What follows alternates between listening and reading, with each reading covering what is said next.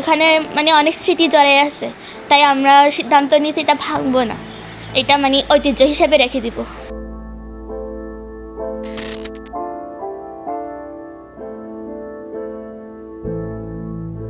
এক সময় গ্রাম বাংলার ঐতিহ্য ছিল কাঠের ঘর।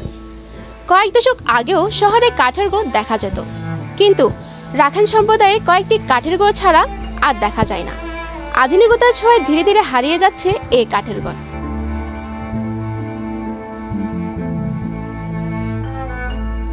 বেশি দিন আগের কথা নয়, প্রতিটি গ্রাম ও শহরে একসময় মানুষের নজর কাটত সুন্দর সুন্দর কাঠের ঘর।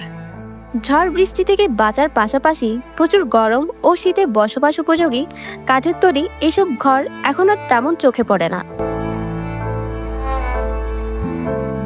কাঠের তৈরি এই বাড়িটি 100 বছরের পুরনো।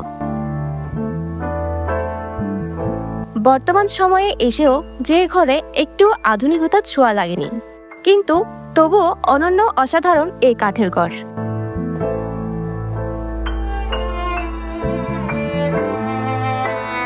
বাড়ির ভেতরে সব আসবাবপত্র কাঠের তৈরি, এজন্য পুরনো ঐতিহ্যকে বাঁচিয়ে রেখেছে বাড়ির মালিক।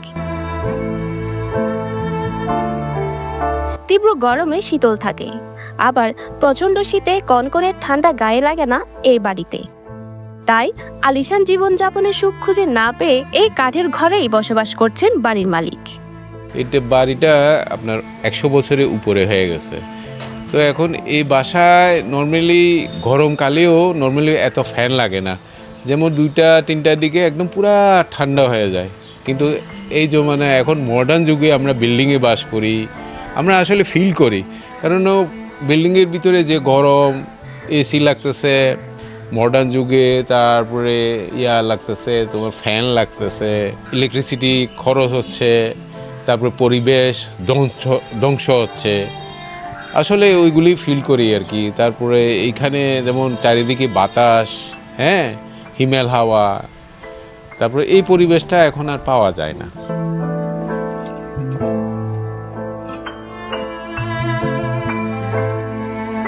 পর্যটন শহরে কাঠের ঘরের দেখা পাওয়া এখন মুশকিল। বিশেষ করে রাখাইন সম্প্রদায়ের কিছু মানুষ এখনো ধরে রেখেছেন সেই ঐতিহ্য।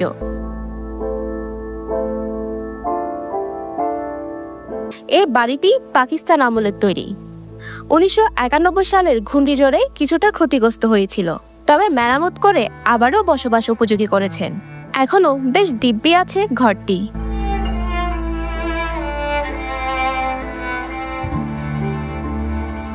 70 বছর বয়সী বৃদ্ধা মংসাচিং এর বাপদাদার কাঠের ঘর এটি, যেখানে তিনি স্বর্গীয় সুখ খুঁজে পান। এ বাড়িতে মংসাচিং এর ফ্যানের বাতাসের প্রয়োজন পড়ে না, শীতে বাড়তি কাপড়ের প্রয়োজন হয় না, সব মৌসুমে স্বস্তি মিলে এই কাঠের ঘরে। কাঠের ঘর দিকে আমাদের কিছু হয় না, আমাদের কাঠের ঘর দিকে ভালো লাগছে, এভাবে থাকে গেছে। আমাদের বিল্ডিং টেল্ডিং করে না, এটা কাঠের ঘর, বেড়া ঘর, এভাবে থাকে গেছে। বলতে গেলে গরমকালে ঠান্ডা মানে শীতল হাওয়া আসে, এরপর ঠান্ডার সময় হচ্ছে গরম হাওয়া, সেগুলো আটকে যায়, তো আমরা ভালোইভাবেই থাকি। এখানে আমার মারাও থাকছে আর আমার দাদারা থাকছে, তো এখানে মানে অনেক স্মৃতি জড়াই আছে, তাই আমরা সিদ্ধান্ত নিয়েছি এটা ভাঙবো না, এটা মানে ঐতিহ্য হিসেবে রেখে দিব। অতীতে এই এলাকার অধিকাংশ মানুষই কাঠের ঘরে বসবাস করত, বিশেষ করে রাখাইন, চাকমা, তঞ্চঙ্গা সম্প্রদায়ের মানুষ। বর্তমান যুগের সাথে তাল মিলিয়ে অনেকে কাঠের ঘর ছেড়ে বড় বড় দালানে বসবাস করছেন, তবে কাঠের ঘরের স্মৃতি এখনো তাদের বারবার টানে। যতই ইটের ঘরগুলি যতই টাইলস দিয়ে সাজানো হোক না কেন, ভালো লাগে না, সেই কাঠের ঘরেই ভালো লাগে।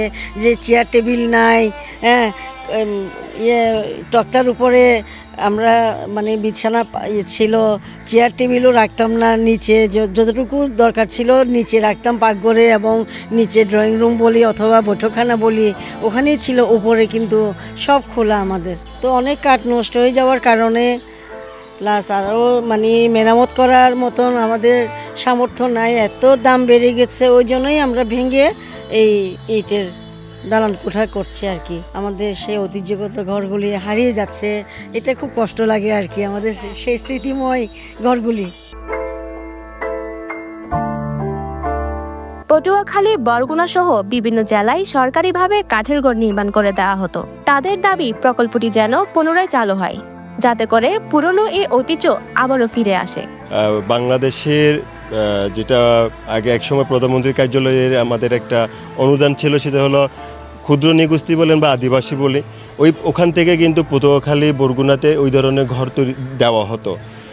বর্তমানে ওই প্রকল্প সম্ভবত আছে, কিন্তু ওই ঘরগুলো দেওয়া বা যাদের ঘর নাই তাদেরকে দেওয়া, এখন ওই প্রকল্প চালু করার জন্য সরকারের প্রতি আহ্বান জানাচ্ছি। আমাদের যে আদিবাসী একটা পল্লী যদি একটা গঠন করা যায়, ওখানে যদি ওই কাঠের ঘরগুলো, বাঁশের ঘরগুলো, তার কর্মজীবী থেকে শুরু করে, তার শিল্প থেকে শুরু করে, তখন দেখা যাবে যে কক্সবাজার যে লক্ষ্যমাত্রা এইচডি, যেটা টেকসই উন্নয়নের জন্য সারা বিশ্বে কাজ করতেছে, সেই টেকসই উন্নয়ন যদি করতে চাই, তাহলে এই আদিবাসীদের কক্সবাজারে যে পিতৃ সন্তানদেরকে বেঁচে রাখতে হবে, মনে করে যে তখন এই উন্নয়নটা ডেভেলপ হবে। মানুষের অর্থনৈতিক সচ্ছলতা, প্রযুক্তির উন্নয়ন, রুচিবোধের পরিবর্তন সহ বিভিন্ন কারণে এখন আর কেউ কাঠের ঘরে থাকতে চান না। সচ্ছল মানুষেরা এখন ঝুঁকে পড়েছেন পাকা দালানের দিকে। তাই আধুনিকতার ছোঁয়ায় আর সময়ের পরিবর্তনে গ্রাম বাংলার ঐতিহ্যবাহী কাঠের তৈরি ঘর আজ প্রায় বিলুপ্তের পথে। নাবিলা নাওয়ার, পেনোয়া নিউজ।